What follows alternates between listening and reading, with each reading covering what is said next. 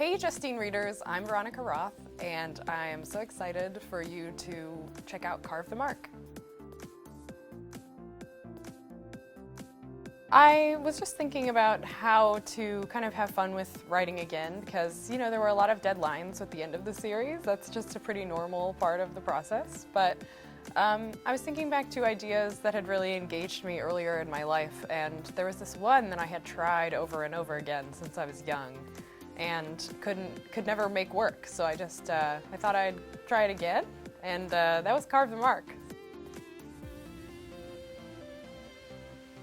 They kind of develop simultaneously to a certain degree. So it definitely starts with character and with that story, because I think if character is not at least mostly in place, then nothing else works, not even the world building. It was Akos' story that was most interesting to me at first, and then as I drafted and as I revised, the world and the other characters kind of layered in with each draft. I kind of wanted to play with the idea of dread. So we think of a lot of narrative tension as coming from kind of like twists. And I certainly love a good twist. But with Carve the Mark, I wanted to see what kind of narrative tension could come from knowing where you're going and not knowing how you'll get there. Ooh, this is a good question. I have no idea.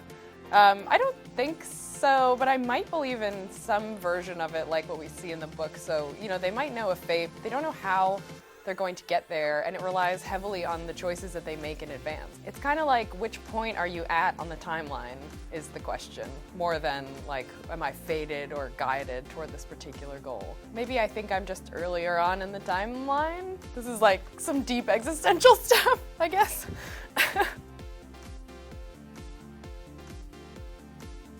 Ooh, well, there's definitely a training sequence, so I clearly can't get away from those. There's also a lot of action, and I think there's a lot of complicated sibling and family and friend relationships that should feel familiar, and this idea of leaving your family and becoming someone new, and then having to kind of deal with how to reintegrate with your family. That's kind of a theme that I guess I must be kind of obsessed with because I keep writing about it. So those are some familiar things. Ooh, that's a tough question. I feel like they would all do pretty well. I mean, the characters in Divergent were forced to survive in really difficult circumstances and to kind of cope with a lot of change really quickly. So I feel like Triss would be really excellent at adapting to that universe. She's not afraid of heights, first of all, which would make space travel a lot easier, and she's pretty adaptable, and she's a survivor.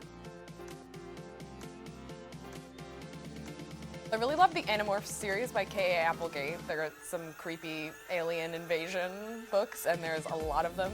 I loved Judy Blume and Lois Lowry, especially The Giver, and Madeleine L'Engle. I discovered Garth Nix's Ed Porson and Sabriel books when I was a little bit older, but still, I guess, technically a child.